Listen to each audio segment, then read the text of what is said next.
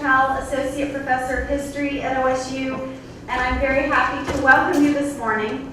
100 years ago this month, Oregon voters decided that women deserved a signal right of American citizenship, the right to vote. 8 years later, after decades of struggle, the nation extended that right to most women across the nation. Our presenters yesterday offered insight into why that right was so long in coming, how it was won, and how it has shaped women's civic membership and political role to the present day. Today, we are privileged to have a dream team of women who served in elected office to share their experiences and insights.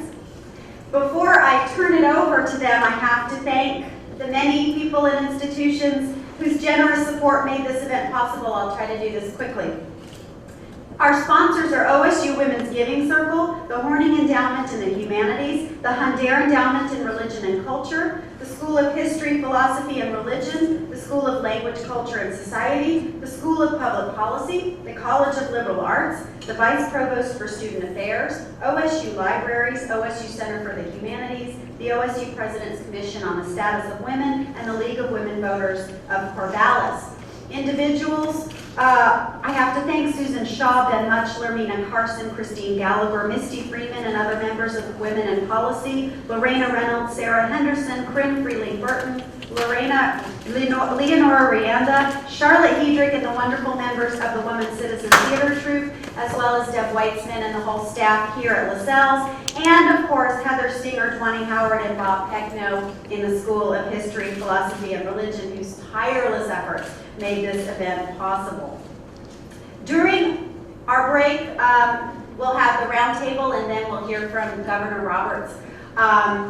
During the break and on your way out, I hope you'll take a few minutes to check out the Century of Action exhibit on the wall, as well as some student research posters that we have outside. There's also an OSU press table with some books about women in politics in the Northwest. Our roundtable this morning brings together current and former elected officials. Actually, you're all current elected officials. To share their experiences as women in a still predominantly male realm. They'll discuss particular roles they see for women in governance and how women's presence in elected office makes a difference.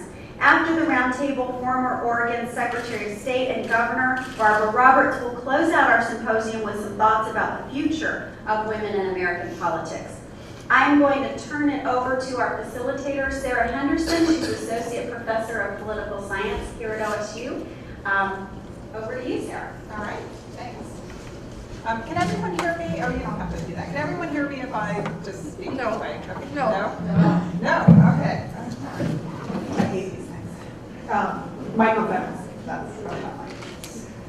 Thanks, Marisa, for that introduction. For those of you who don't know me, again, my name is Sara Henderson, and I'm in the Political Science program at the School of Public Policy. And it's really my great honor to be able to moderate this magnificent group of women for the Women in Government panel, where our diverse group of women are going to share their insights on really three big topics. What pulls women into politics or pushes them out as what may happen, what they think women may bring to the political process, and the challenges that women face now and in the future for politics. Where are they going? And potentially maybe what can be done to increase their numbers. And I think part of this panel doesn't so much ask whether politics is gendered, but maybe how and in what ways.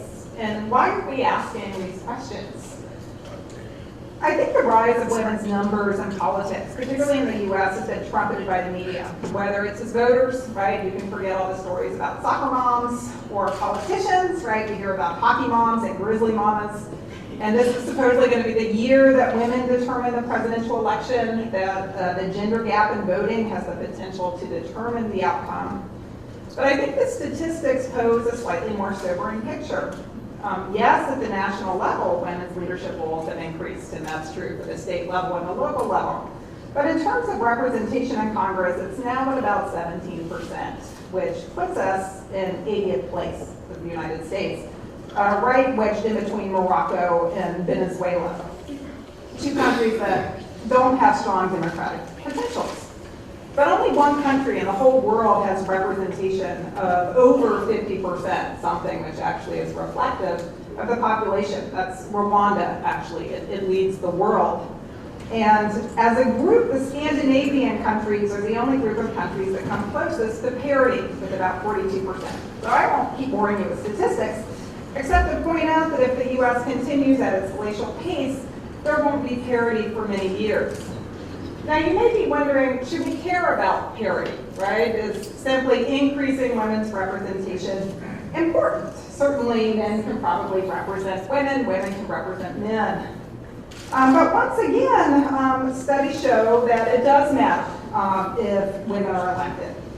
And as a social scientist, I'm always curious, right, when women make up over 50% of the population, when there's a discrepancy. So I'm curious, I go out and look for the answers, and we find that it does matter, particularly when women's representation in a body tips at about 14%.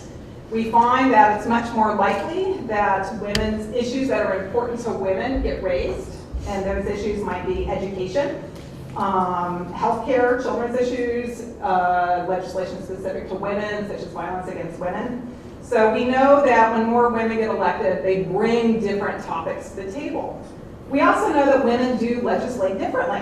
A recent article came out in a political science journal that finds that women govern not only differently, but actually better. They're more likely to co-sponsor bills. They're more likely to sign laws. And they're more likely to get them passed with more benefits for their constituencies. So it's not just symbolic representation that matters. It's also that women bring different and perhaps sometimes better skills to the governance, the challenge of governance. So the question is, how can we increase women's presence?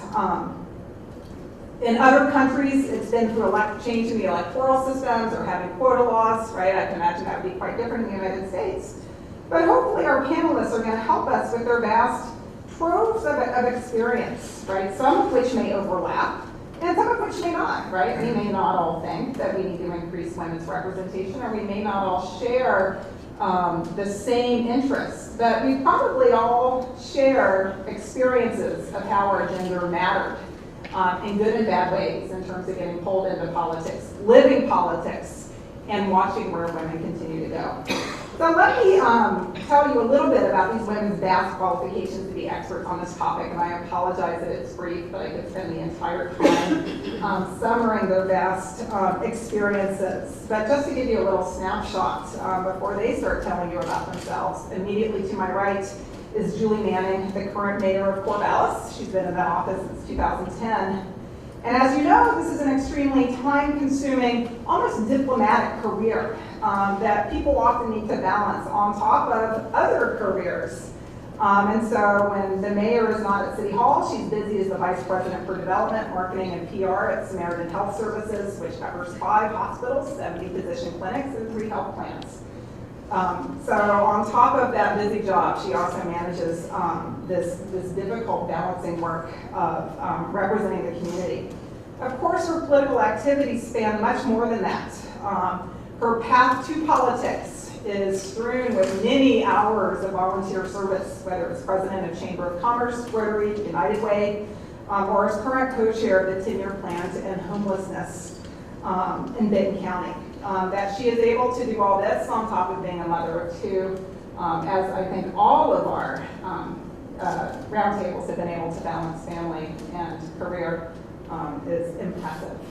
Next to the mayor is Representative Sara Gelser, who entered the state legislature in 2005 as one of the 5 under 35, that new round of young representatives, and she's currently the assistant majority leader.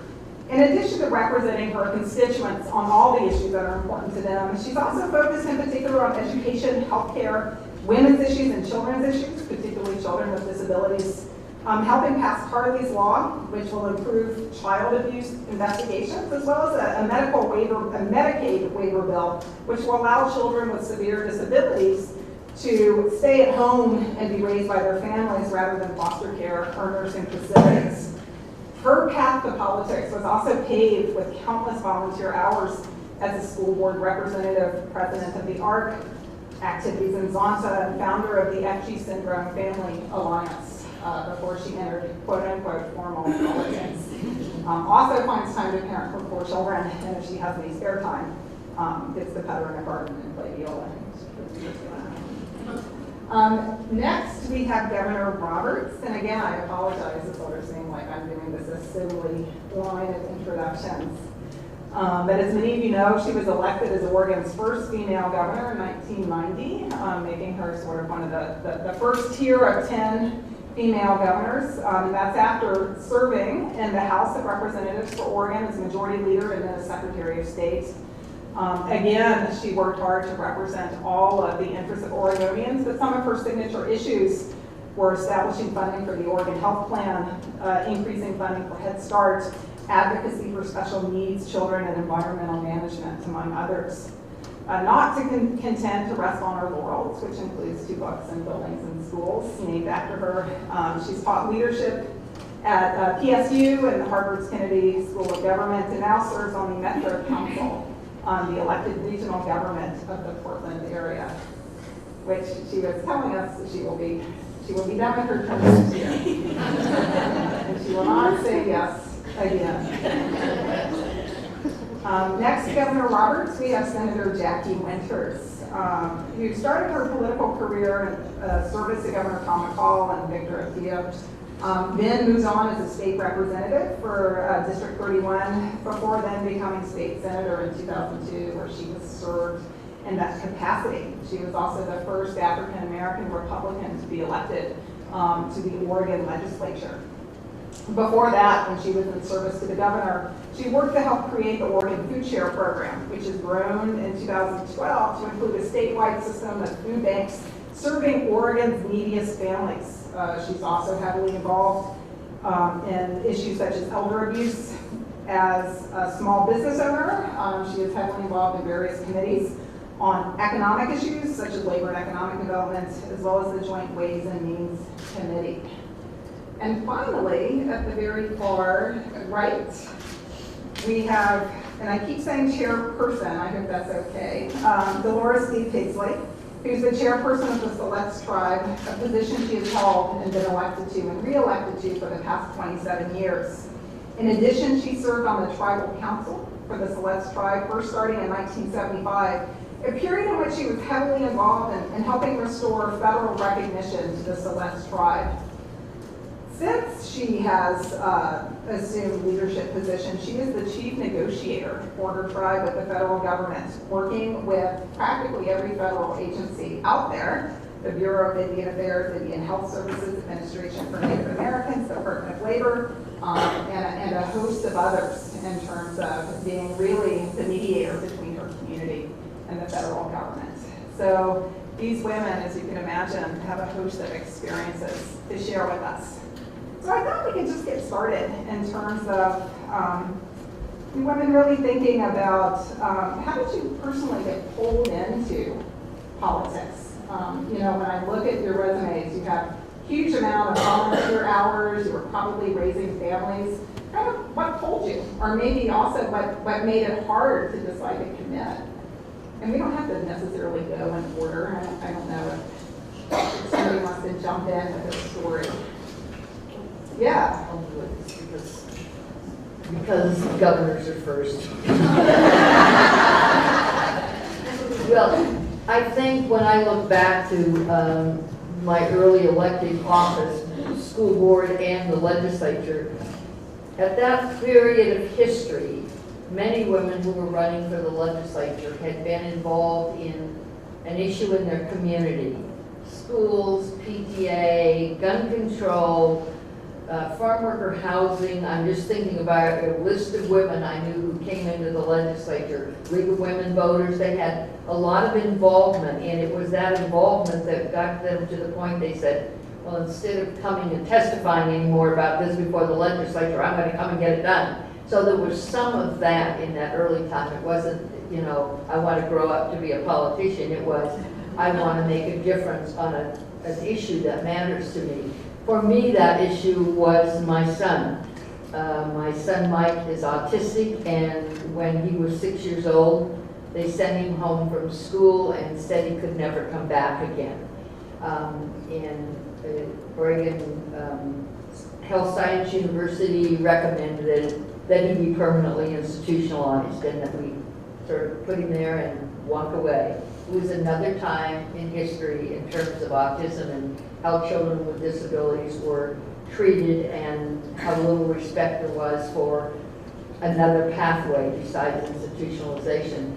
And we decided not to do that, and so we struggled with what do you do with a 6-year-old who comes home and they can never go back to school? That was the question I had before me, and we worked for several years trying to find some solutions, some special education that didn't exist, and a number of options. And finally, a small group of parents in the Portland area who all had children who were autistic got together and decided that our children had the right to a public education. And so we went to our state legislator, and he agreed to introduce a piece of legislation that would create a small funding source, but more importantly, a legal path for these children to be in the public school system. And I was going through a divorce at that time, so it was just a lovely period of time in my life. And my husband ran away with my best friend. It was very B-grade movie. And so the parents were trying to decide who they would send to the legislature, because the legislator who was helping us said you must have someone down there working on this bill or you don't have a chance of getting it passed. So the group decided I was the person who should go down there. It was really good in the middle of a divorce, 2 children, no child support, a low-paying job that you should then decide to take on the legislature. And, I ended up getting permission from my boss in a construction company where I worked to take 1 day a week off work every Friday, go down to Salem and lobby the bill, which I did for 6 months. And at the end of that 6 months, we actually passed that piece of legislation.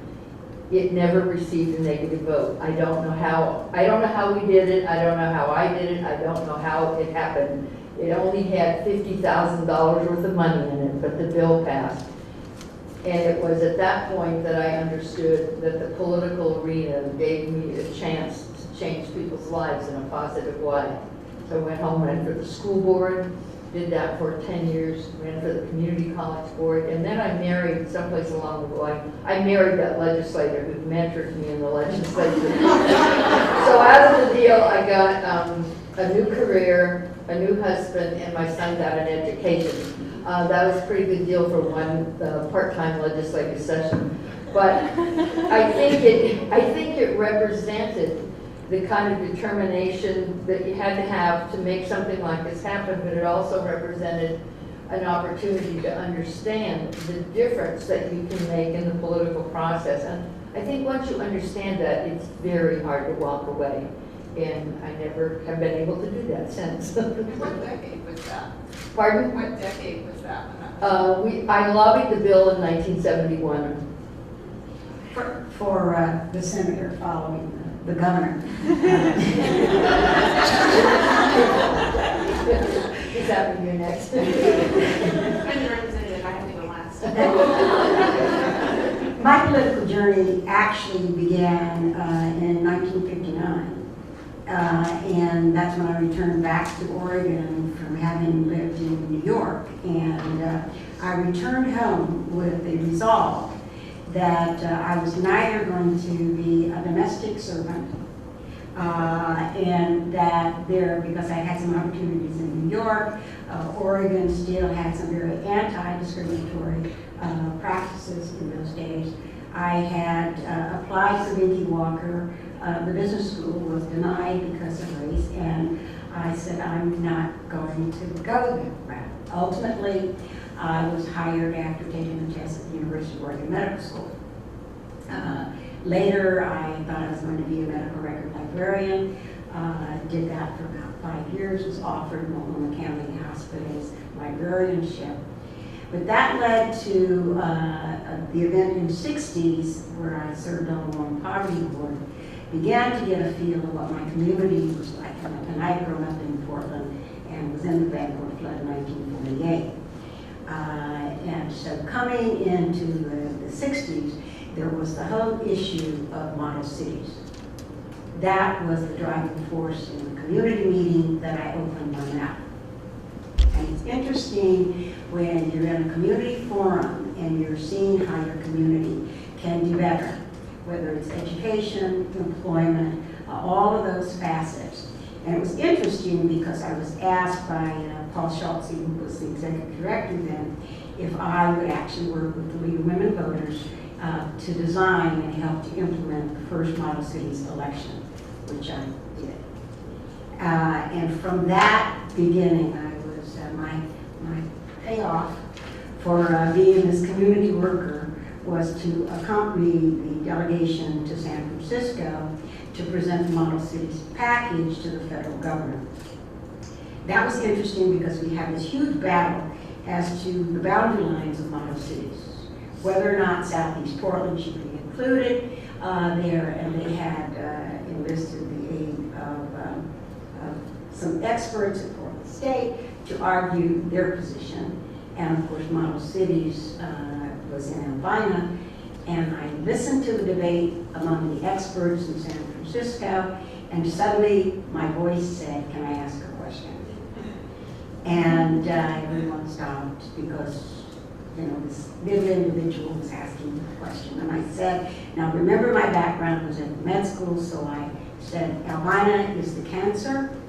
This cancer has metastasized to Woodburn and Irvington, and if you do something about the core and not those surrounding areas, you won't have model cities.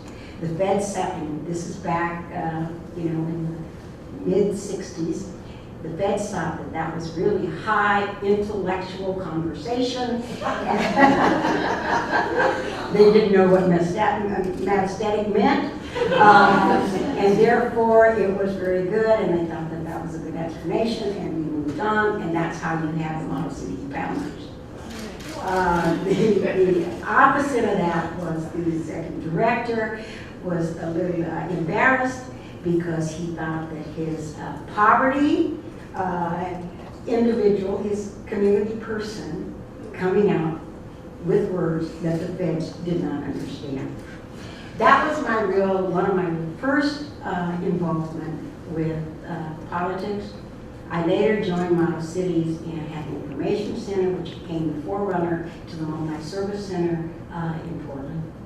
Met then a representative from the government call staff who came to visit the community, and I said to this person, who later became my husband, would you go back and tell Tom McCall that he has no professional black woman on his staff? I received a call from one of McCall's staff, Bob Logan, who interviewed me, and the rest is history. I joined the McCall staff back in 1969, worked on then the intergovernmental relations with county governments to talk about regional governments in those days, and later helped to work on what is now the Department of Human Services, and married Ted Winters, who was the SUE director, the State Economic Opportunity Director. So I went to Children's Services Division and have been involved thereafter. Opened my business. With Vic, I was the assistant to the governor, the state ombudsman, the largest complaint department in the state, which is, and Vic was fond of saying that whenever anything came to his office, he would say, go see Jackie. And in 1985, I decided I had enough of the complaints and the bureaucracy. Opened my own business, which was Jackie's Ribs, in 1985, which existed for 18 years. One was here in Corvallis, and at one time we had 5. Bringing me back to the Capitol was the issue of the acrimony, as I saw it, that existed in Salem. And I decided that I'm very good at bringing people together and working together to get the job done. And after talking to both my husband and my daughter-in-law sitting right there in the family, we decided that I should go back to the Capitol to work on those issues that I care about. And so I was elected in '98. I am an endangered species. I am the only elected Republican legislator in the state. Was then, and I still am. Currently, and I will have folks joining me, but I've been the den mother in my caucus. I am fond of saying, when I was on the Tara Smiley show, because I was asked how we do things in Oregon, about when we talk about partisan politics and or actually, and I said when I worked with Senator Carter and Senator Gordon, in order to get mental health legislation in some of those things. I think it's a mistake when we don't have both groups talking together to get things done for the benefit of the whole. And so, that has been my position from the time I came back to the Capitol. The question of your beginning as politics, I have to attribute that to my father. My father, when we were kids growing up, could tell you who was elected, when, why, and what. And we talked about that a lot. Dee and I were talking because very close to me was an individual that my father talked about a lot. His name was Charlie Curtis. And if you do not know about Charlie Curtis, I know Dolores probably does, you need to go do your research. He was part Native American and he was Vice President of the United States. So those are some of my driving things that propelled me to get into politics. And the other big piece was that I grew up believing that there's no such word as can't. Because I don't subscribe to it.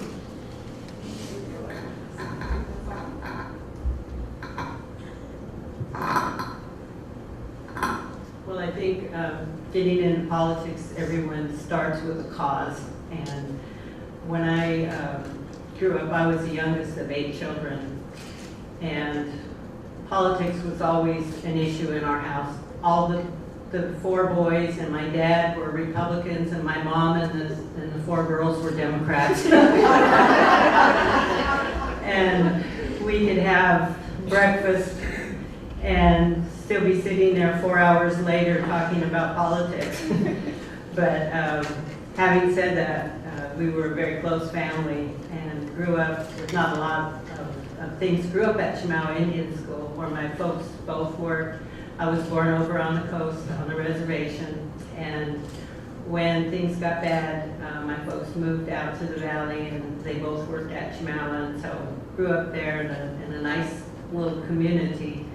But we were hard workers, and we were expected when we needed money. Our folks used to say, the money's just hanging out there on the vines. All you have to do is go out there and get it. So we did a lot of berry picking, hop picking, pick beans, did a lot of things to raise money. And when you're out there working in the fields and growing up, you're thinking, this is not the kind of life I want to lead, and this is not the way I want to raise my kids. Although I wished I had made them go pick berries and beans. They would have had a greater appreciation for money.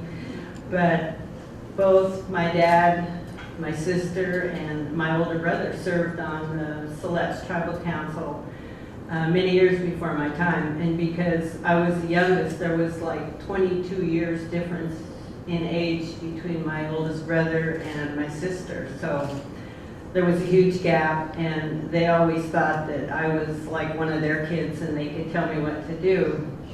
And as the world turns and things happen, our tribe was terminated in the 1950s, and that meant that there was no relationship with the federal government, and issues like health care and education were non-existent.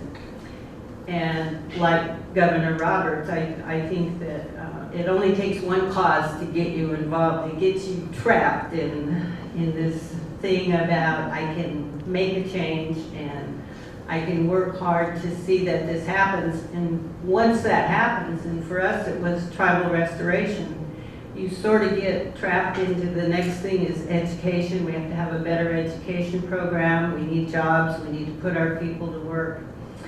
So we actually, the tribe started with 0. I used to be, when I first got elected, I was the secretary of the tribal council, and I would send a coffee can around to the membership to collect money so that we could have a next meeting. And our richest point at my time in 1975 was we had $75 in the bucket. And so you had to work, you had to have another job because we didn't get paid, but all of the people that volunteered resulted in our tribe getting restored. And today we are proud owners of many entities, our biggest one being Chinook Casino Resort. And we went from zero to hundreds of millions of dollars. So being persistent works.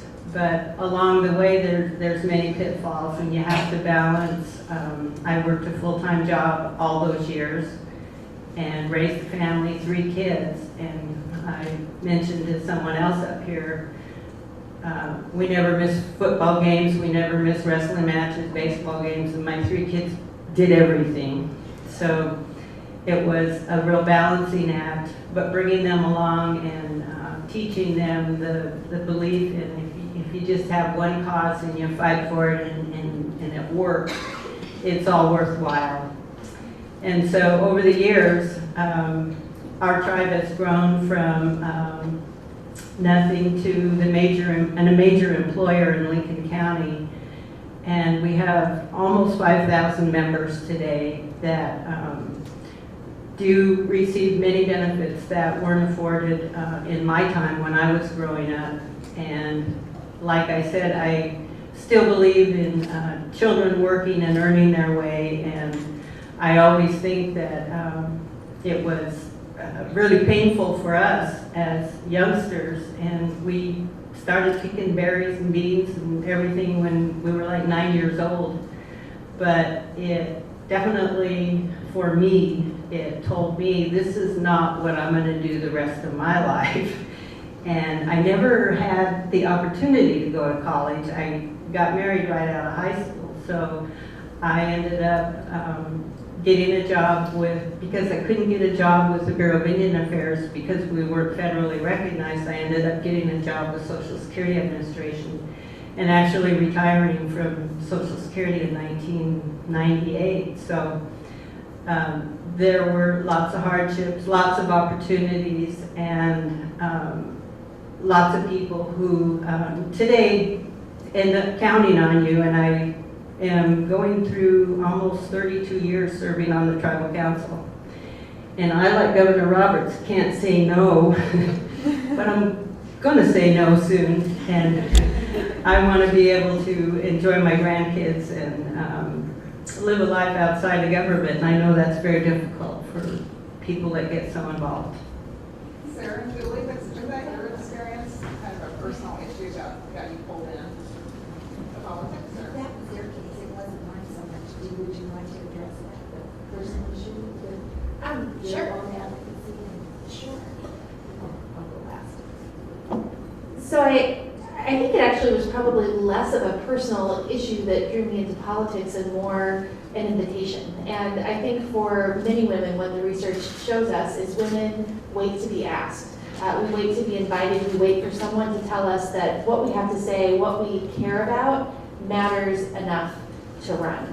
And one of the things that I most love doing as an elected official is when I get invited to go and speak to young people, or when field trips come to the Capitol. And it's always a little bit of a balance because I want to encourage the boys to run too, but I always make a point of pointing to the girls and asking them, do you know how many women are serving in the House? Do you know how many women are serving in the Senate?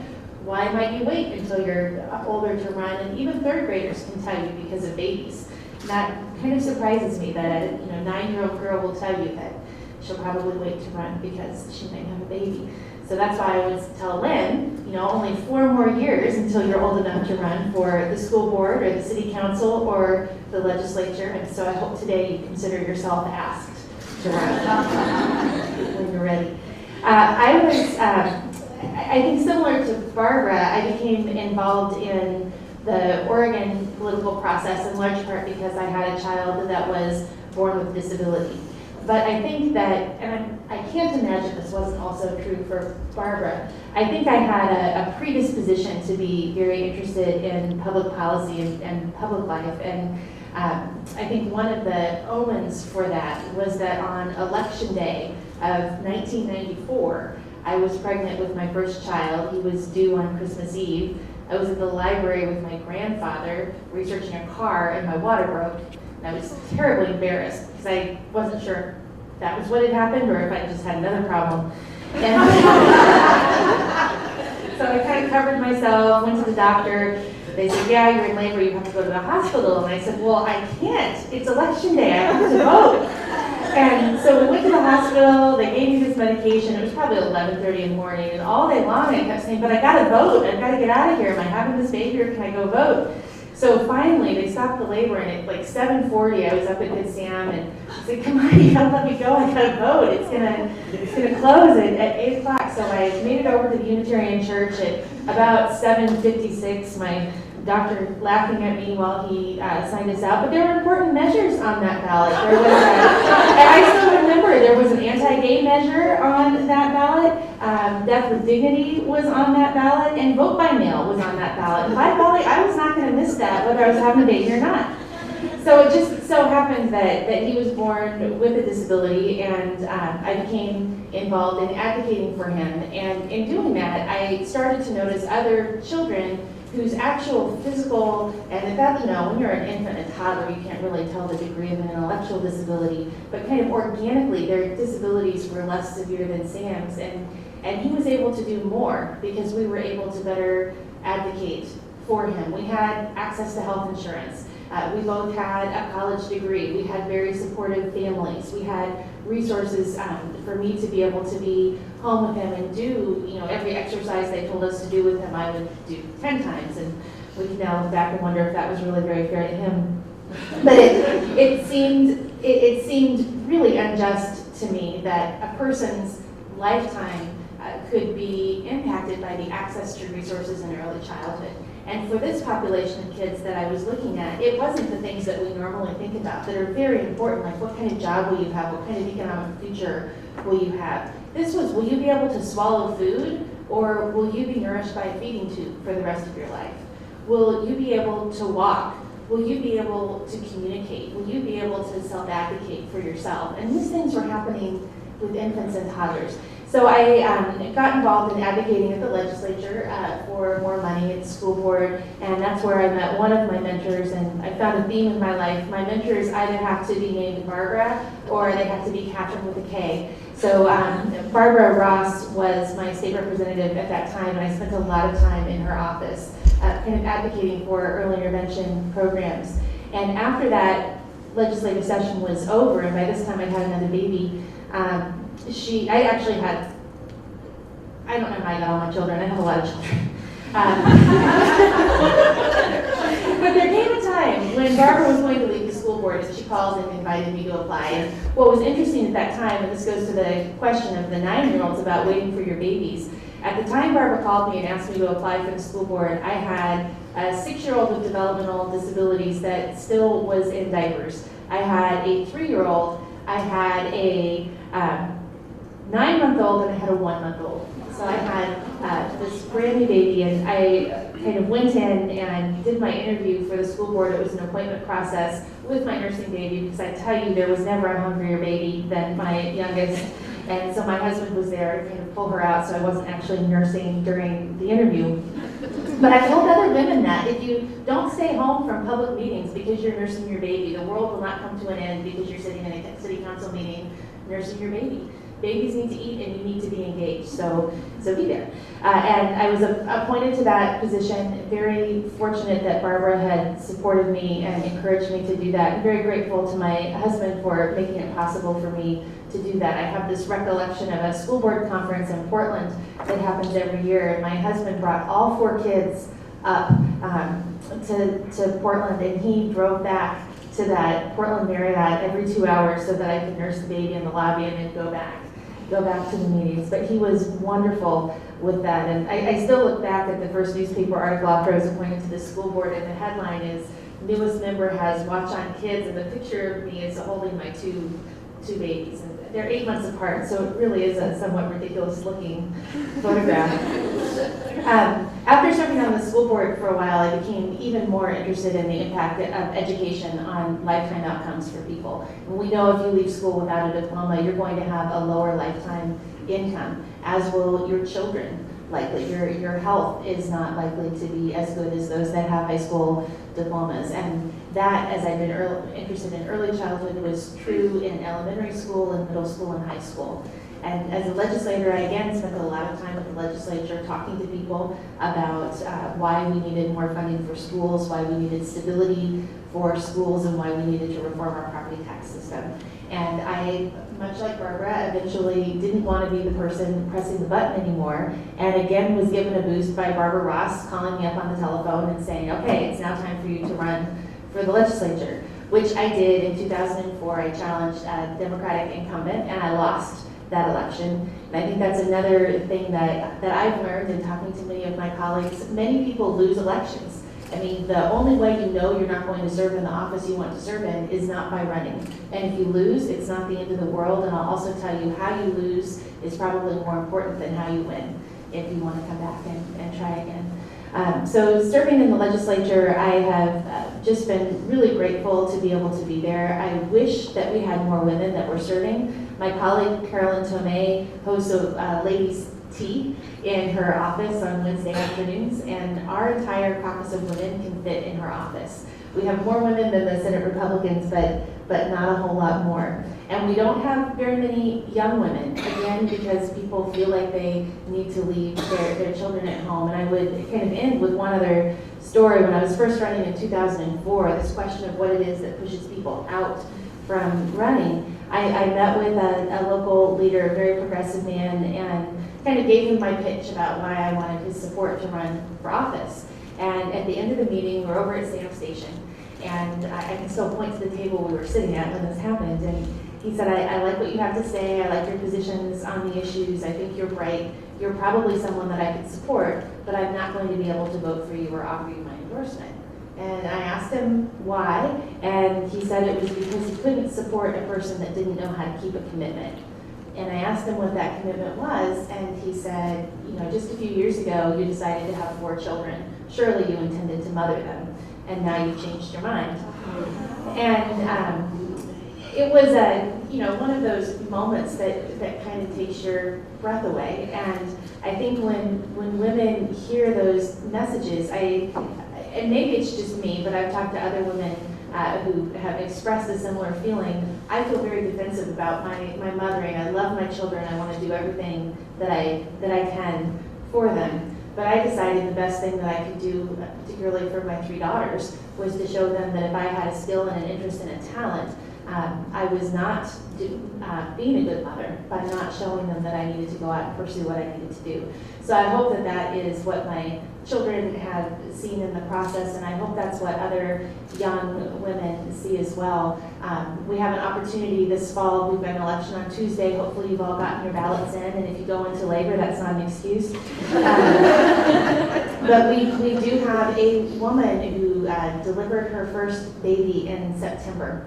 And I believe she has a good chance of winning this November. If you want to know more about her and how to help her, you can let me know. But to give you a sense of this woman's work ethic, she delivered 2 weeks after her due date a 10.5-pound, 24-inch long baby boy. And she was knocking on doors for hours a day until the day before she delivered him, and was back on doors with him in a front carrier 2 weeks later. And I am so excited. If I think about myself nursing while waiting to interview for a school board position, I can't wait until we have our swearing-in day at the Capitol and we're just doing our business and baby Alton comes onto the floor and is nursed on the House floor by a woman doing 2 jobs, because you can have a big job and a big family. You don't have to choose.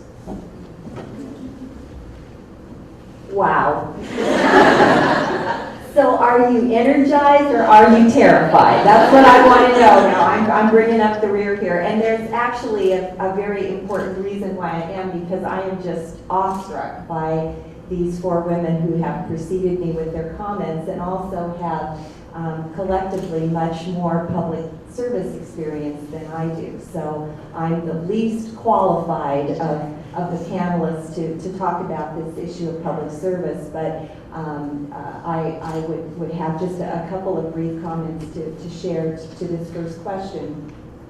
I am a first-timer in public service. This is the first time that I had sought or held elective office after many years of volunteer work and leadership in our local community, largely because of the work that I do, the other job that I do with Samaritan Health Services. So because of my kind of public-facing role for nearly 30 years, I've really had the privilege of representing my organization in a lot of different kinds of community-focused volunteer work. And it is tremendously rewarding work for me personally, and has been a wonderful gift that I have been able to receive for many years because of the work that I do. And it was one of those things that, and I suspect that many of you in the audience are volunteers. And, you know, it's one of those things that, you know, the more you give, the more you get back from this work. And so some of that volunteer work over the years included some opportunities to serve on behalf of the city, our city government, on the Budget Commission, which I served as a citizen member for 8 years, and also a really important volunteer invitation, and I really appreciated Sarah's comment about that. I think it's very true. Invitation by our former mayor, the first, to my knowledge, the first woman mayor in Corvallis, Helen Berg, about 15 years ago, who invited me to chair a visioning process for our city. And the mayor was assembling a committee of local citizens who were charged with the concept of talking and learning from many people in our city about what we wanted Corvallis to be like 20 years into the future. And when the mayor asked me to chair that committee, I was terrified. I was terrified of the thought of taking on that kind of responsibility and whether I was up for the task, frankly. But I was so enthralled by the possibilities. And because I love this city and felt that would be a really unique way to contribute to the city, I agreed to do that. And what a wonderful, fascinating volunteer job that was for 4 months as our committee did this work. And so this Vision 2020 document actually still lives, and I'm looking at Councilor Raymond, one of our city councilors. It actually continues to serve as an important planning document that we use in our city on a daily basis. And so this volunteer work really did sort of help set the stage for a number of years later when another invitation came unexpectedly when my predecessor, Charlie Tomlinson, decided not to seek re-election. And it was a bit of a surprise, I think, to those of us in the community. Charlie did a great job as mayor, and I think many of us fully expected that he would seek re-election. And so when he determined that he was not going to seek re-election, another invitation came, and again, it was very scary to think about this, something that I had never done before, and really wondered if and what I could contribute. And you always think about the people who have come before you and all the good that they have done. And it can be a rather intimidating process to envision yourself potentially with that kind of responsibility. But ultimately, what convinced me to run was when I thought about, if I didn't, would I regret it in the future? And ultimately, I really felt that I would regret it. This was a very unique opportunity at a time in my life when I thought that I could do the job if I was elected to serve, and that if I didn't seize the moment, that I would be sorry later. And I feel very fortunate that the voters of Corvallis elected me to serve them. And for the past almost 2 years, it really has been a distinct privilege to serve with the 9 city councilors and to really help them achieve their goals on behalf of our city. And I must tell you that there are 2 things that I really, really like about the role of serving as mayor. One is I really like being able to be totally immersed in our city, our community, our little piece of the world. And I really love being able to meet so many dedicated, committed, passionate residents of our city who do amazing things every day to make our city a better place to live. And so it really has been a wonderful learning experience at a time in my life and in my career when I was really eager and hungry to continue to learn new things. And this public service role really does provide that opportunity, and it has really been a pleasure to do this work. So it sounds like all of you women, in some ways, have very singular experiences. Like at some point, you made a decision to not, in some ways, follow the path that you had been laid out for you. So I wonder if you could reflect in a sentence or two what you think is the biggest barrier or barriers that keep other women from joining you. I think family is absolutely the biggest barrier that stops women from joining and from progressing through the political pipeline.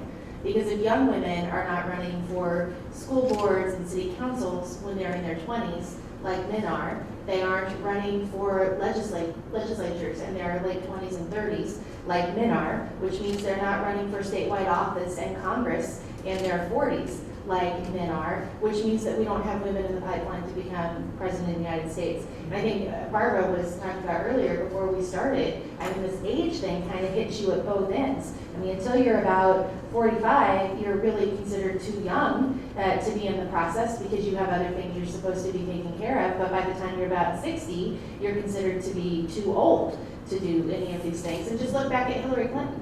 People said that she wouldn't run after Barack Obama's 8 years because by that time she would be too old. And I'm just thinking about John McCain. I didn't hear anybody say that. Well, as part of the chronologically advantaged group, I have a different take on it because I think it's part of the culture and our thought process. I happen to have grown up with brothers, and I have 4 sons. So, and I was just reading a book recently by Steve Harvey who said, act like a woman, think like a man. Now, if you think about that, I want you to think about that, until later in our century, we didn't grow up between sports. And part of when you talk about not having the can't, you know, men don't think about can't. They don't. You know, it's very singularly focused and we go forward. And women, we think about all the variables. And I do think that that's part of it when we look at why some do and the challenges that are there. We tend to rationalize all the challenges. Men don't. You know, it's either there or it's not. And so just when you think about the 60s and the 70s were years where it was very exciting. There was a lot of energy that was given. There were the women's groups. There were all of this that was taking place then. And unlike today, we weren't as partisan. Excuse me, Sarah. But we weren't. We were thinking about what we needed to get accomplished for those things that we cared about. And I think that has a lot to do with where we are in 2012. Then it was about kids, housing, jobs, making certain we could participate in creating a better world, a better life, regardless of whether one was a Republican or a Democrat. There were the Betty Roberts, there was the Norma Policies, there were the Nancy Reagan. There was all of this coming together to talk about it in the terms of togetherness and a universal. will say yes.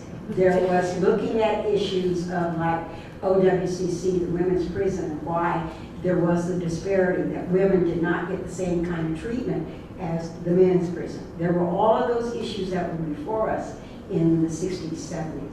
So our collective thinking then was about that. It was about the disparity in wages. It was, you can go back in history and talk about all these things that were our focus in the 60s and 70s. It was about fairness. It was about fairness as a society. It was about making certain collectively, whether we were talking the issues of Native American, African American, Latino, and what have you, that it was a recognition that if there was an unfairness of one, there was an unfairness of all. And I think that was the energy that we brought in those days. I don't see the same thing in 2012. And I think therein lies some of the distinctions when we move forward in time. We're there, and I tell young people when we talk about some of these issues, I said, I can recall when we moved from the War on Poverty to that Organization of Peace to Woman Cities and some of those other initiatives, that it was a group together, regardless of who you were. If it was housing, we were all there. And then in Washington, there was the decision that was made that instead of having the pie and all of us together, we would divide that pie up into silos. And when you do that, the silo says now we had the women's desk, we had the Indian desk, we had the Latino desk. So the pie didn't get bigger. I want you to think about it. The pie did not get bigger. The struggle then became in each one of those categories, and there became the separation. And so now we deal in things not as a collective good, but as each one striving to get their piece of the pie. And that is different from when I started into politics and had the mentoring of individuals like Betty Roberts and Norma Paulus and the women in those days who looked at the issue in a collective way of how we were going to change Salem. And I think that, Barbara will tell you the work that was done together among those individuals. And if you go back in time and look at those agendas, you will find that it did not matter what the party was. What mattered was the issue and how you were going to get those issues done. So you think increasing partisanship is unfriendly to women's kind of getting involved? Yeah, it puts us in silos. It puts us, and I think we're all talking about, whether we're talking about the women's issues or even when we talk about services to individuals, if they're so siloed that you can't talk to me or that we don't get together collectively in order to address them, it does, it impedes. Partisanship, I think, definitely has an impact on what we do. If I go back to the days of the bipartisan work that was done by Barbara and Betty and Norma and Nancy Riles and some of the names in the past and the work that they did, and they were the ones that I looked up to in the days when I was in the executive branch of government and working with them. And it's very important when you're dealing, I think, when you're dealing with issues. And I found that if Dee has an issue with housing, you could bet your sweet Bippy that there's the same problem in the low-income neighborhood in Northeast Portland, or the same problem in wherever it is in Corvallis, that they cut across and they complement each other. We should address them collectively. So what are other people's experiences in terms of trying to figure out why women aren't getting involved? Is it partisanship or is it something else in your experience? Well, I was thinking when Julie was talking about when she'd been asked, and Sara raised the thing, women have to be asked, and that's true. But when you get asked, then Julie was hesitant about whether she could do it. Can I run this committee for 4 months? Can I be the mayor? Am I able? Will I succeed or fail? And it made me think of a quotation I haven't thought of for a very long time. it's not often I quote a hockey player, but Wayne Gretzky said, you miss 100% of the shots you don't take. And we tend to not take the shot. It's too risky. We don't want to fail. We don't want to embarrass our family. We don't want to embarrass ourselves. We don't know whether we're good enough. We don't know whether we're strong enough. Can we handle all the pressures of the political arena, partisan or nonpartisan, whatever. So I think that you think if you miss 100% of the shots you don't take, then the only way you can succeed is to take a shot. And many times, and Sara mentioned this, many times people run for the legislature and don't win the first time out, maybe even the second time out, and they run again. So I think there is a tendency to think that if you failed in one election, you're a failure and you can't run again. That's not true, but you sure aren't going to get elected if you don't run at all. And I think that's part of the issue is women tend to evaluate themselves thinking they're less credentialed or less prepared, which is not, they're so much better prepared than some of the men I can think of who are serving right now.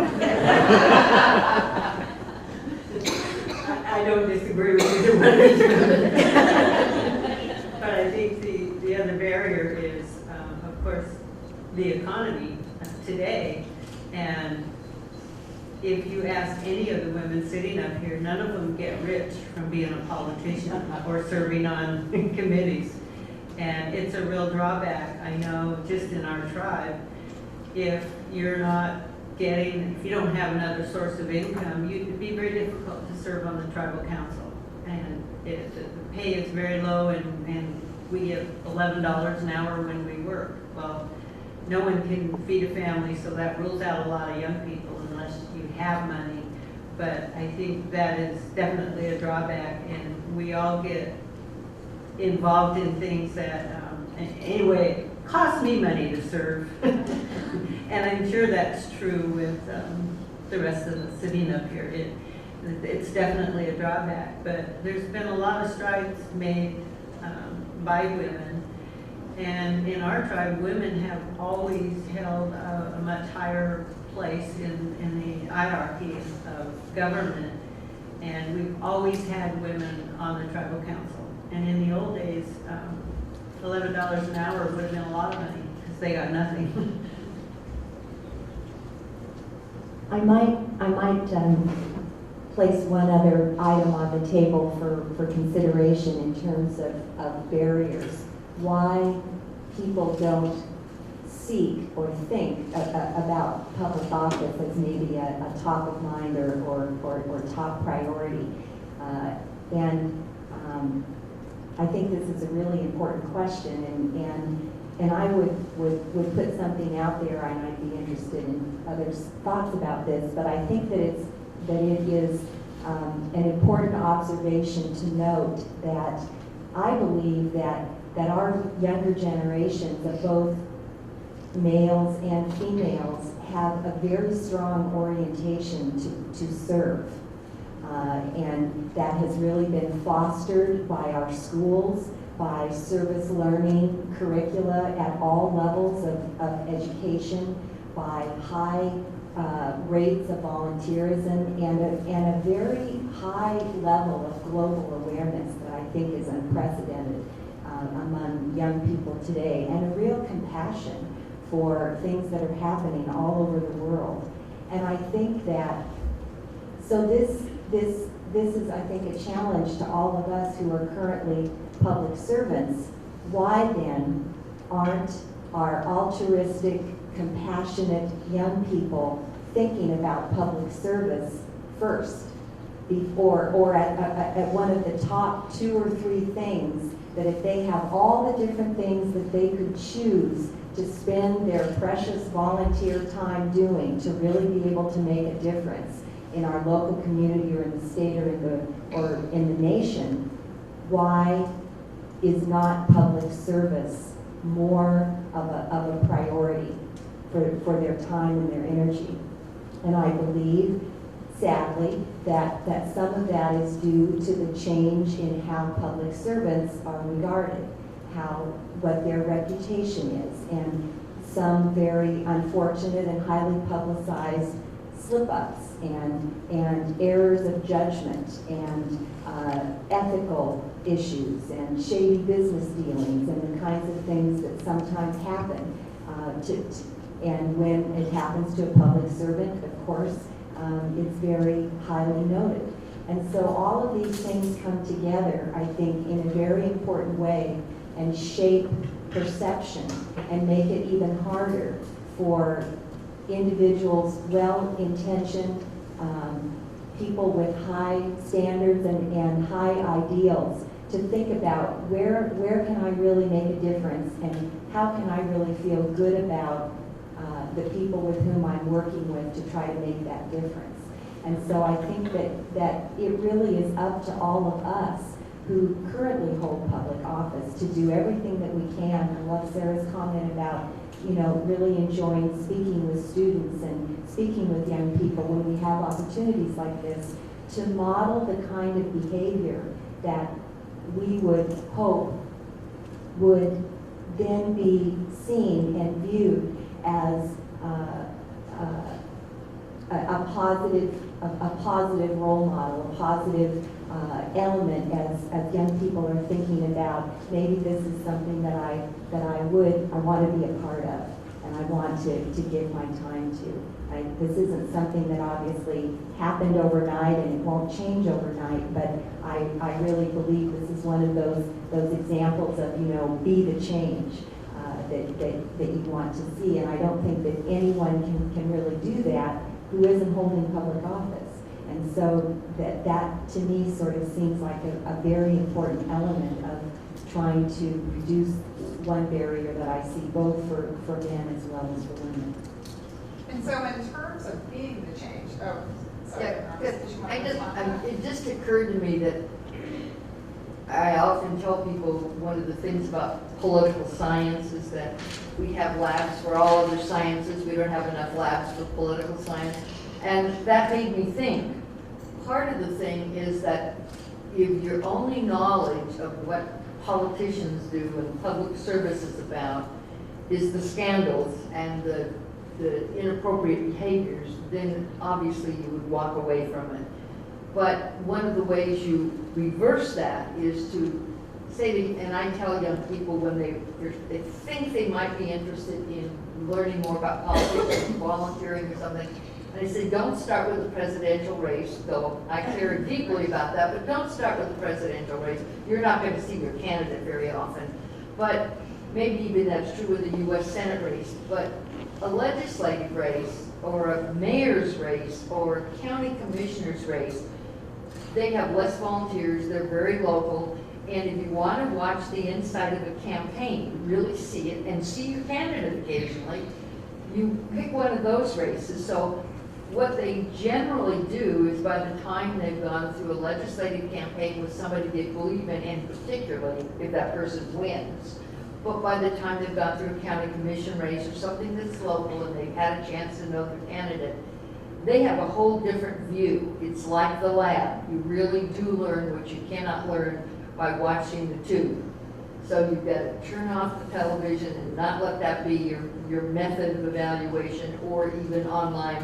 That's not the method of evaluation. It's watching somebody who's willing to run, is taking the risk, is out there working door to door, is earning money to be able to print a brochure, learning about all of that I think encourages young people to stay involved. And I saw out on the table, and I have at home, the first edition of, the brand new edition from Oregon State University Press of the Governor Bob Straub book.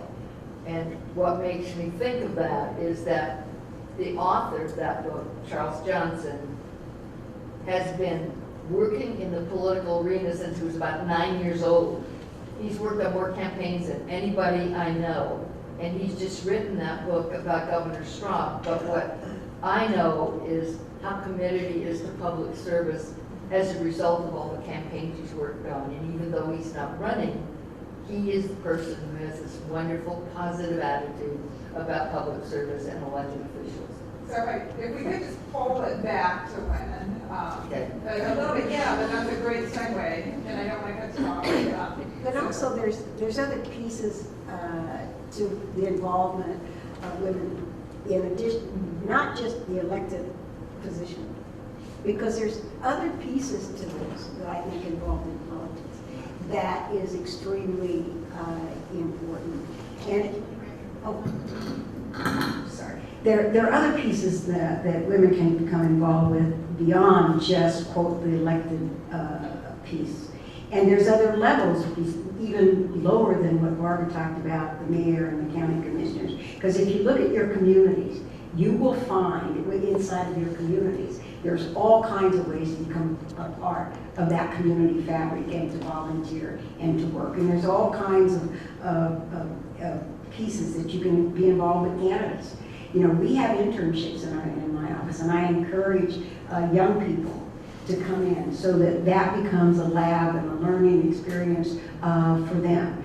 And so I think there are things that we can encourage young women and others to expose them to what actually goes on beyond just a campaign. And you know, you begin to think about it. I started this program called I Love Me in Marion County. Not everything that we do, by the way, has to do with legislation. You know, it was a way of getting my community energized to begin working on the issue of diabetes and obesity. And so it's working with the school districts and others and kids helping me to connect on this messaging. And I think there are things sometimes we often think in terms only of the elected side, but there's other places that you can volunteer and can be involved in the political machinery. We have classes coming from our schools to talk about issues that they're working with on political science, and getting them to do some research on that particular subject matter, and then we will help them with the legislative, help them through that process. So there are other avenues.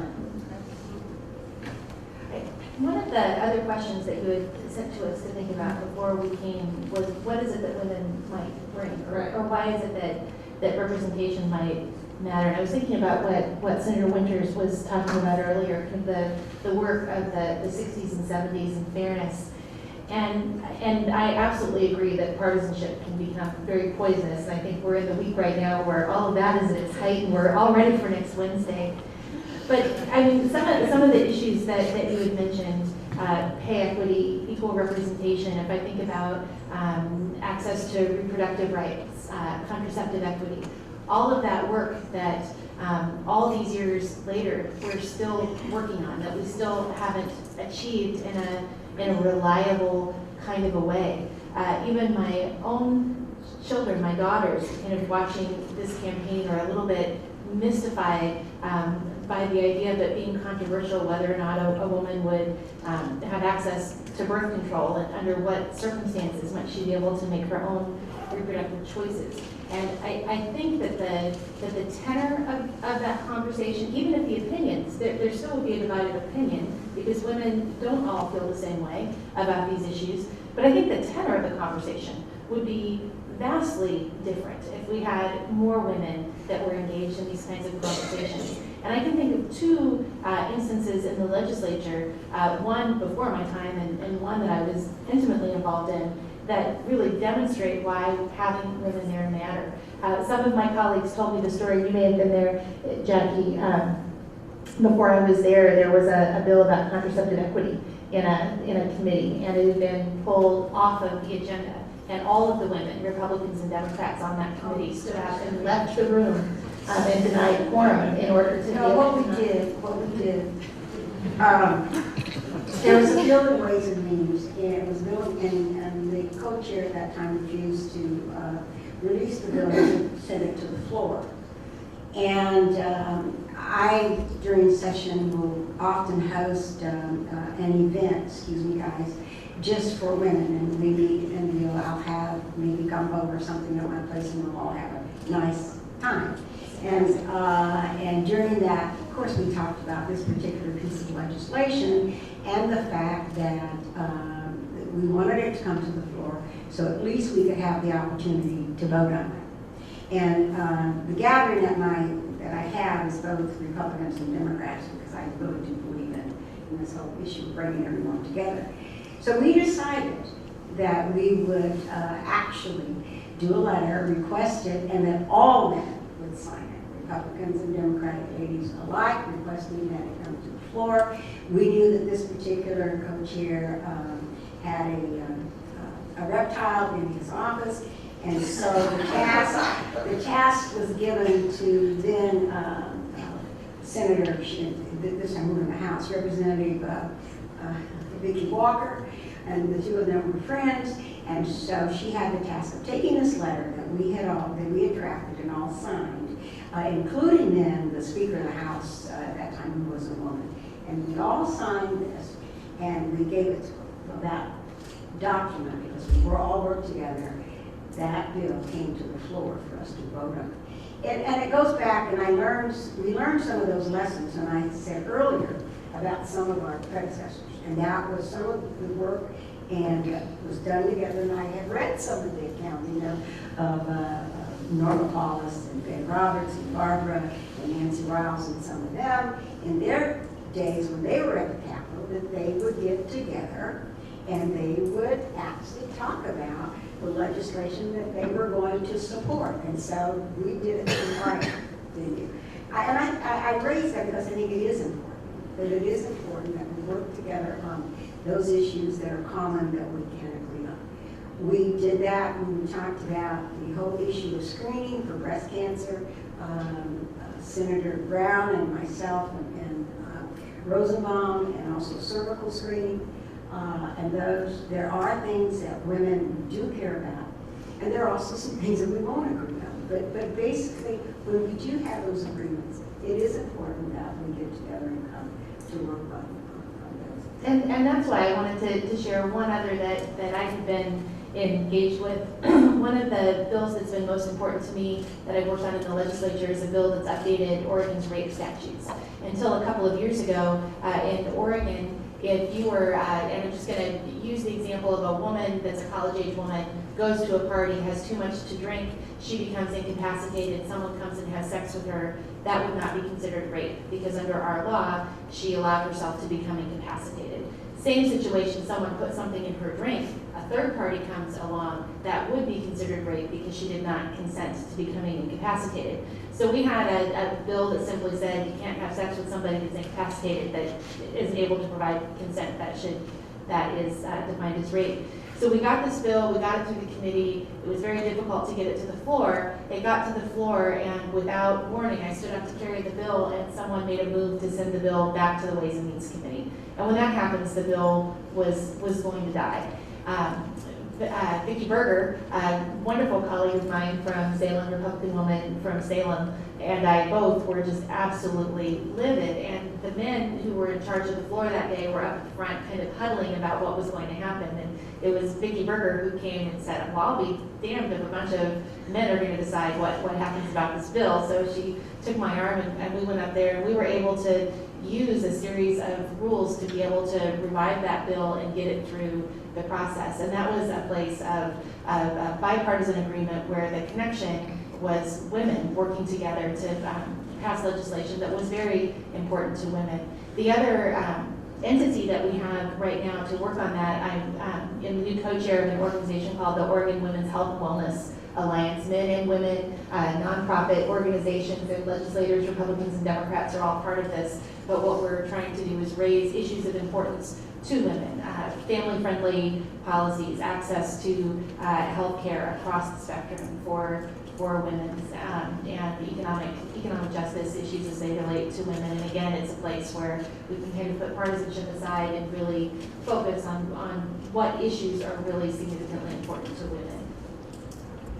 Resign, because you don't know what time this ends. We should end at maybe 5 minutes till. Oh, okay, all right, yeah, I wasn't sure. When things people are talking, I'm like, oh, I still. Yes, ma'am. I thinking back and listening to Jackie's comments reminded me, and this is when you know numbers matter. We've just heard that described in two different ways, but there was a time when there was one woman in the Senate Betty Roberts had gone to the court. Mary Wendy Roberts had become labor commissioner. Betty Brown, who was in the Senate, had retired. And Ruth McFarland, Dr. Ruth McFarland, was the only woman in the state Senate.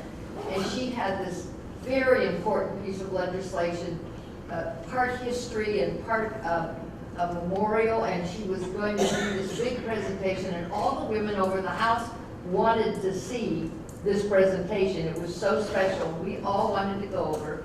We wanted to be excused from the House session just to go over for 15 minutes and watch Ruth do this presentation. Well, the Speaker of the House told us we could not be excused.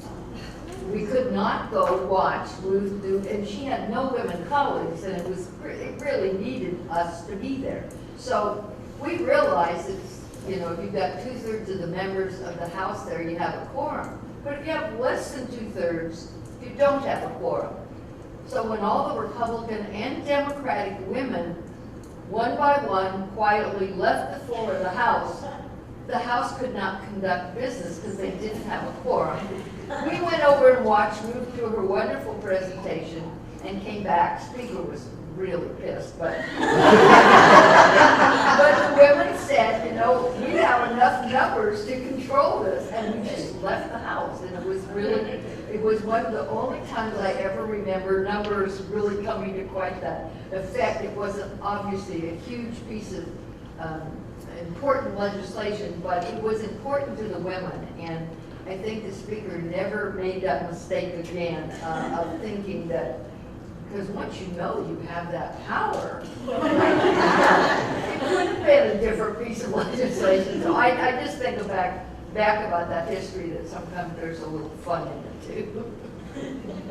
Well, the fun ones actually are lessons learned, you know, when you think about it, and some of the things that some of us have talked about, they were probably kind of nice if some of us talk about some of the old history to pass on to some of the younger ones that are coming along, because it is some of the old history that some of us know about. Remember the Equal Rights Amendment bill? When the federal Equal Rights Amendment was before the Oregon legislature, they supported it. What was the word? I'm trying to think of what. When you approve a federal constitution, they ratified. The Oregon legislature ratified. So we were on record. And then some wonderful male person came into the legislature as a new person and introduced a bill to rescind the ratification. It had been about 4 years since it passed. The ERA battle was going on and on for years, and so they introduced this bill to rescind. And so the Speaker of the House then sent it to a committee, appointed 3 more women to the committee, so it had a majority of women on it. They amended the bill, and it came out to reaffirm Oregon's stand. And so because we had a supportive Speaker, and because the women were not going to let that approval of the Equal Rights Amendment, the federal Equal Rights Amendment in Oregon, go down in history that we had not stood there on it, even though eventually we lost it nationally. But it was just one of those days, and Vera Katz was on that committee, and Nancy Fagley, and there were just all these wonderful women, and they had so much fun because they had the thing all set up. They just moved to amend, and then they passed down the reaffirmation of the position that Oregon had taken 4 years earlier. So sometimes those are the historical stories that don't get retold. Some of those women who have taken those positions and been there in history are gone. They're deceased, and they can't tell those stories anymore. So it's probably important we figure out how to get some of those stories permanently recorded. And Betty Roberts told some of them in her book, but I think those are, you know, because I can recall when we did the task force on the women's prison, and Betty was there, and I was there, and we had some individuals from the community, and our task was to take a look at the problems at OWCC. And by the time we got there and we started doing our review, and it was very archaic in the women's prison then. I mean, it was everything that women had to actually, if you were a 17-year-old coming into prison, you stayed in isolation for a month before you were actually allowed into general population. And the reason behind it was that so they could have their exam, make sure that they didn't have BD or something like that, you know. We thought it was outrageous, those of us who were on the committee. And so then the question becomes, how do we change the culture? And we were just a couple of us women on that group to change a total paradigm that exists. All of their girls being censored by the men's prison. They had a job, they had to get the okay from the men's side of the aisle. And so, you know, we plot a strategy on how we were going to get the changes in OWCC. And of course, OWCC, that's not the same today. How are we going to get educational programs into the women's prison? Besides just talking about beauticians and how they all had to learn to be beauticians. So, I mean, this is where it really becomes important. We talked about women working in the legislative arena. So we actually decided that the first point of business that if we didn't change the administrative structure, no matter what policy we had implemented, we wouldn't see it go forward because the culture would remain the same. And we wanted to change both the culture as well as the policy. So we actually held our hearings inside of the women's prison. We actually told the women that they could share anything with us without retaliation, so that we could actually get an insight into actually what was occurring in the institution. I actually went out there and stayed for a while, stayed during the changing of the guard, so that those who knew that I was going to be there before, they would be on their best behavior, but the next group may not. And that was really very wise on my part because I was actually given some, they called them kites then, where an inmate was written up, and 2 of them were written up because they had actually shared confidence with members of our committee. That was then used in order that those documents played a big part in changing the administrative structure of that institution. We also were able to change the relationship between women and their children so that they would have more time with the kids. So that was what occurred, and that was back in the 70s. So there's a lot of, I believe, the role of women legislators and the role of women executives in the political arena is very, very important. So we gave insights that I don't think that the guys would think about. They wouldn't think about how important it was for the children to have those relationships with the parents and what that meant. We went to Purdy up in Washington, saw how they were managing, and we came back and said that there was no reason that Oregon could not emulate and make certain that. So those are some of the things that, you know, on those groups, I still remember all the things that some of us went through to make that happen. I had a last question about what you women want to change, but I wanted to go. Sorry. I had a final question to ask about what you all wanted to see change for a friendlier climate for women, but I wanted to take a break first and open it up to people in the audience for questions for our panelists, just to see if anyone wants to ask something, since I've been having a monopoly on the questions. You stand up or? Yeah, okay. For Jack. Julie, I'm so proud of you when the Chinese delegation came to Corvallis, showed off Corvallis and the United States to such a wonderful effect. And I'm wondering how that felt to you. Oh, sorry. The moderator's gone to sleep. I'm waiting for the answer. Well, thank you. That's a very gracious comment, and I would just simply say that it really seemed to me at the time when our local government was being asked to intervene in a situation where a local business owner had opted to commission a mural, which did make a political statement, but certainly was a statement that also is artistic expression that has guarantees with the First Amendment of our Constitution.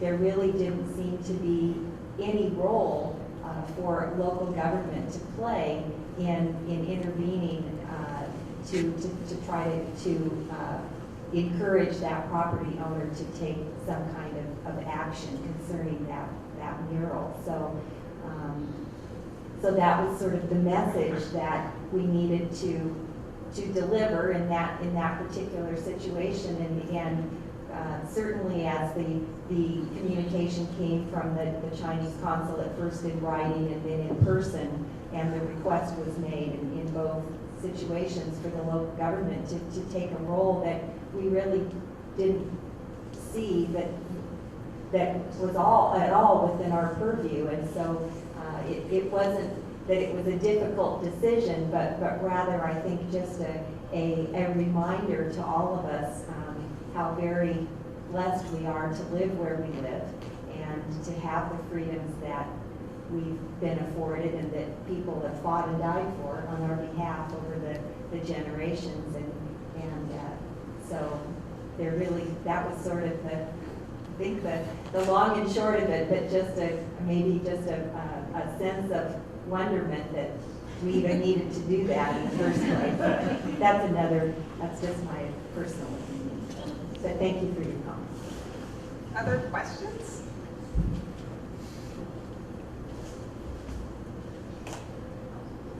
No? Yeah. This is very fascinating for me because I'm from a big city, Chicago, and have been very engaged in volunteering in various presidential local campaigns.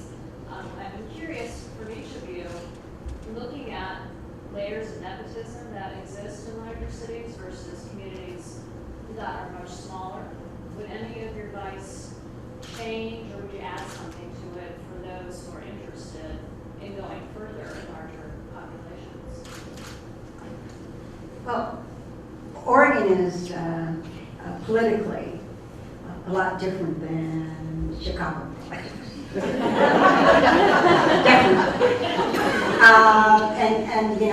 And that's the first place that you need to go. Because I say that even though we have two parties, when you look at, I'm elected in Salem, in the East Coast, it would mean, or in Chicago, that I would probably have to have a large African American base in order to be elected. I do not. I don't have 0.01. So our political machinery and the way our attitude about issues and things is totally different than the East Coast. That's number one. Number two, you don't need the blessing in Oregon from the party and the political machinery to run for office. In fact, I would suspect that most of us did not seek that blessing. So that's, so when we look at how politically we are in Oregon, and we're blessed to have this kind of freedom. So on the thing, so nepotism also goes along with that. Although most of us a lot of us in the legislative arena, because we are part-time, so have hire spouses or whatever, or a relative in order to be our legislative assistant, because quite honestly, they're the only one that will work for us for little or nothing. Because we're not known to give a lot of money to. We don't have a big budget. We're not anything like that. So I hope that answers you. But we in Oregon, we still like to think that we're mavericks, and we're extremely fiercely independent, regardless of party. And so those are some of the characteristics of being out here in, unlike the Midwest and the East. Thank you. This is refreshing. And I was just thinking, I spent 5 years in Boston after I was governor, and that's another world politically as well. But the thing that was so fascinating to me was all the little boxes that people put in. You know, you were part of the Italian community, you were part of the Polish community, you were part of the Irish community, you were part of the Jewish community. Everybody was in little categories, and they were handled that way. And the best story I've ever heard about that was when John Kennedy was running for president of the United States. His mother came to Portland to do a women's event, and she was brought to the stage of the auditorium, and she was, you know, going to be there supporting John Kennedy, and she did what she always did at home in Boston.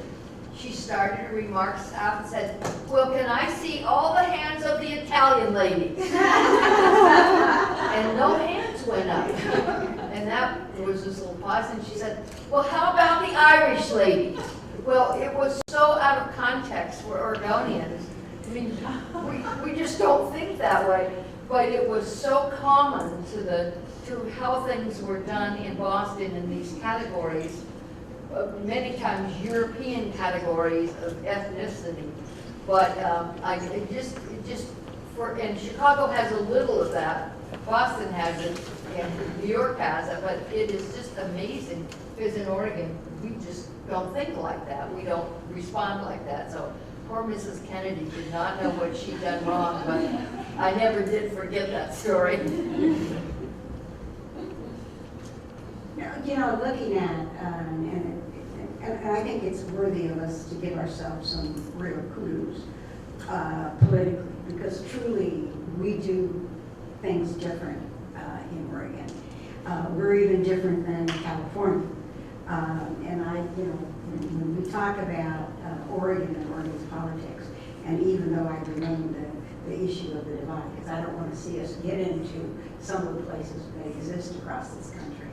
You know, we've been very blessed in this state of coming together, of working hard on issues to make Oregon a better place, regardless of party labels. And this is one chronologically advantaged individual, and I say that respectfully because I've been around so a long time. So you can say so. We're all that, you know, we truly, truly love this state and love the political machinery of this state. And would not like to see the creep from the other place come here. We have a freedom of expression and involvement that truly does not exist in some of the parts of this country. Barbara talked about her experience in Boston. I lived in New York for a while, and it was the same thing in categories. And coming from Oregon to go back and live there, you know, you're going, wow, you know, and with us, it is open space, it is diversity, it is talking about neighbors working and respecting each other. And so I just think sometimes we forget who we really are and what we're all about. And we don't want to lose that part of us. We want to make certain we can hang on to those things that have made us great all these many, many, many years. So. All right. Oh, okay. Yes. Is there a way then that we can affect the bipartisanship in Washington, D.C. that is so pervasive? A bomb would be good.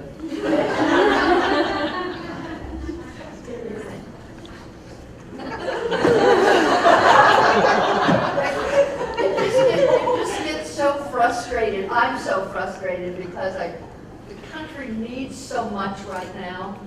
The country's been at such risk for the last few years, and it just seems at the time that partisanship would go away because it's so desperate that we take care of the environment, and that we take care of the economy, and that we take care of the wars and get them stopped. There's so much that has to be done. Usually it's in those moments and times of crisis that people come together. What you've seen in the storm this week on the East Coast is some of that coming together. It seems to me the economic storm and the other storms that we've had in the United States in the last few years would have been the time that people came together because they wanted the country to survive. They wanted the economy to get back on its feet. They wanted the mortgages not to be falling through the basement. I mean, it just seemed like the perfect time to come together, and it's exactly what did not happen. So I'm just really frustrated. And I believe that it doesn't matter who gets elected, we're still gonna see more of it. But I think where the shoe will fall is if sequestration happens and there are major cuts across the board, everybody's gonna be hurting in some way or another. And that may be what needs to happen to make people work together. And I think that when it comes to partisanship, we have to recognize that if we are asking the politicians to fix the partisanship, it's not going to happen. It comes from all of us. It comes from all of us that read it. It comes from all of us that demand it. It comes from all of us that respond to campaigns that are run in that way. And I think one of the things that really hasn't helped really is I think we've lost a lot from journalism and media, fact-checked resources, unbiased reporting, when everything is kind of running out of Twitter and Facebook. Not only do we get into the personal details of people's lives and expect people to be perfect, and we all have this desire to judge other people based on things. We get away from the policies, and we start to believe things are true that are not. Just in the storm coverage this past week, I believe every major news station reported that there were 3 feet of water on the floor of the New York Stock Exchange. There was not 3 feet of water on the floor of the New York Stock Exchange. Somebody thought it would be great to put that on their Twitter feed, and it immediately was retweeted all over the world. So people believed that that was true. I wonder about what it means for national security. Whatever you think about the events in Benghazi, what does it mean to be asking our government in real time to be disclosing information, classified information, that could put people in danger, whether it's the CIA, whether it's members of our State Department, but we've created an information flow that demands that constant information. And when we don't get that constant information, we make it up. And once we've made it up, we all tend to believe that it's true. And we as a culture kind of feed on that. I think one of the saddest things I saw this morning right before I left, I had the news on, and there was a tragic story of this storm. A woman whose car had gotten stuck, and she had 2 little boys, and she clung to a tree, and she went to a door, and she couldn't get into this house. And the reporter went and knocked on the door of this guy and is kind of saying, how could you let these children die? And everyone is ready to jump on this man for killing these 2 little kids without stopping to think about what would it have been like to be a person with no power, with a storm raging outside, when you're clearly in a place that you're in danger. Maybe you heard someone knocking on your door, maybe you didn't, I don't know. But we have this information that wants to decide what happened in that moment and take this anger out on this person, probably inviting another tragedy, and we do that to our politicians as well. On the question of what to change, I think I would like to change the way that we vet people and look at people, both as consumers of politics, in terms of the way that we shape opinions as we move towards elections, and as people choose whether to run for office. I think it goes back a little bit to what you were talking about before. We look at people in elected office or public office who have made mistakes, who have made poor decisions, who have done things that would be embarrassing, that we would be embarrassed to have somebody find out that we had something similar in our own lives, and we pile on to that. And I think it makes it very difficult for people to choose to run for office, because I have never met anybody that was perfect. I have watched colleagues of mine, some of whom I share a party affiliation with, some of which I don't, some of whom I get along with, some of whom I don't. But in the last 9 months, these are real people who've made some mistakes that have been publicized in ways that I think aren't fair and are not the total picture of who these people are. And I wonder about the people who look at that and wonder, would I ever run for office? Would I ever put myself in the place? Not that I would lose, but that everybody for the rest of my life would only know about that inappropriate employment decision that I made, that thing that I did when I was in college.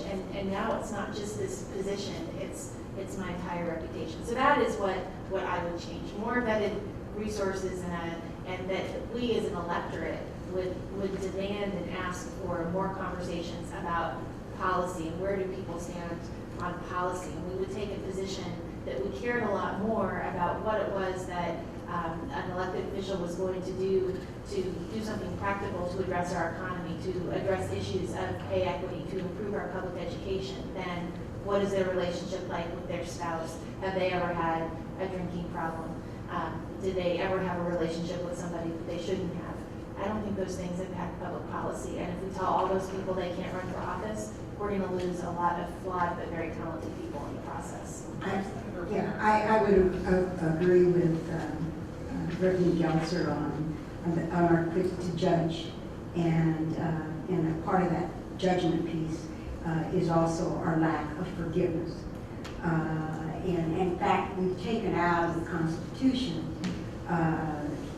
in our criminal justice system, we've taken rehabilitation out of our, and reformation out of it. At one time that was there. Our Constitution used to say that justice, punitive justice is coupled with rehabilitation, and somewhere along the line, we have forgotten, let the grace of God go on. The other piece that I think that is very fundamental, we do not, and I mentioned that my father, and growing up in our family, that we talked about who was elected, and we talked about local politics, and you got civics also in school. You understood and you knew your levels of government, and we don't do that anymore. Some of our young people do not know the distinction between county government, city government, state government, and federal government. I don't know how often, and not just our young people, but adults think I'm in Congress, and they think I'm getting the congressional pay, which I am not. Wish I was, but not. We get letters all the time with asking us for an answer or something that has to do with the bill that they're working on in Congress. When most of us chronologically advantaged folks grew up, we knew the difference between who our congressional delegation was. We knew our levels of government. We knew who we went to for that. I think we need to go back. I find it interesting. I have some projects. I do a water project where I raise money for wells in Africa because water is desperately needed there. I find in my travels that it's interesting that some of our students in our countries abroad know more about our country and our government than our own children do. Now, I want you to think about that. Here we're in the greatest country in the world, and our children don't know the basic history and fundamentals of this country. And I think, to me, it is about who we are. And just as I was able to learn both from the school and from at home as to, when we talk about votes, I have on my wall in my office the receipts of my grandfather and the poll tax that he paid for the right to vote. And what has made this country what it is today. And I think we need to be more historic about who we are, and that our children should know how our government works. So that's one piece, and I would agree with Representative Gelser about we have gotten so caught up in the negatives of other people that it will have an adverse impact on who we elect. We will not be able to find someone who would want to be under the looking glass and the microscope to put their lives out there and their families' life out there. Because trust me, if you're going to be run for office, your family is a part of that. Your mothers, your fathers, your grandparents, and your children are also become a part of that election.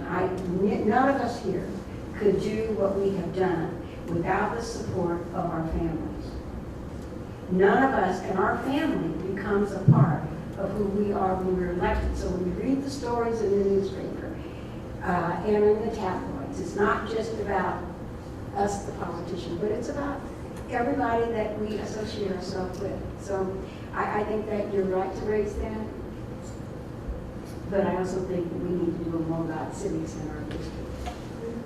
Do you want to have the closing word, Governor Roberts? I have two closing words, quickly. Because you're the next speaker. Yes, I know. I hope I'm getting a bathroom break.